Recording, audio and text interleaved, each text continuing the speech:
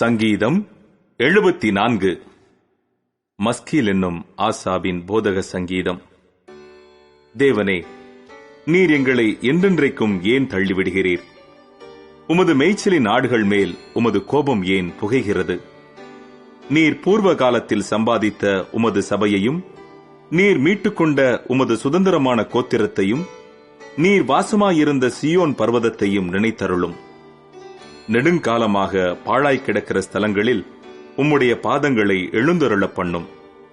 பரிசுத்த ஸ்தலத்திலே சத்துரு அனைத்தையும் கெடுத்துப் போட்டான். உம்முடைய சத்துருக்கள் உம்முடைய ஆலயங்களுக்குள்ளே கெர்ச்சித்து தங்கள் கொடிகளை அடையாளங்களாக நாட்டுகிறார்கள்.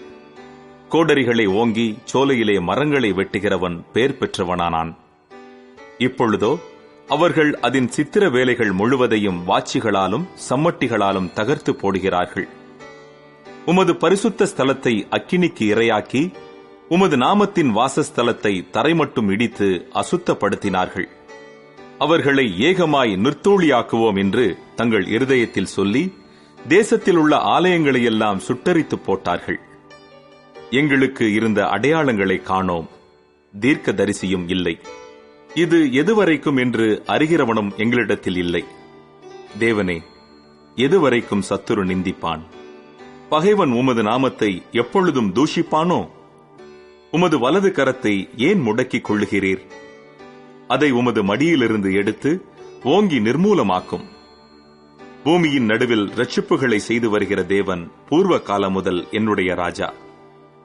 தேவரீர் உமது வல்லமையினால் சமுத்திரத்தை இரண்டாக பிளந்து ஜலத்தில் உள்ள வலு சர்ப்பங்களின் தலைகளை உடைத்தீர். தேவரீர் முதலைகளின் தலைகளை நறுக்கி போட்டு அதை வனாந்தரத்து ஜனங்களுக்கு உணவாக கொடுத்தீர். ஊற்றையும் ஆற்றையும் பிளந்து விட்டீர், மகா நதிகளையும் வற்றிப்போக பண்ணினீர்.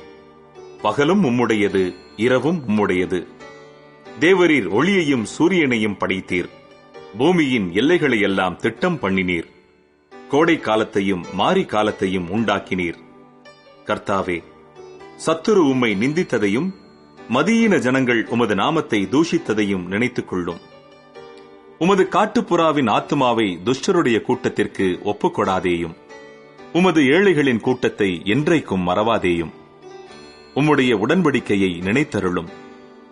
பூமியின் இருளான இடங்கள் கொடுமையுள்ள குடியிருப்புகளால் நிறைந்திருக்கிறதே. துன்பப்பட்டவன் வெட்கத்தோடே திரும்ப விடாதிரும்.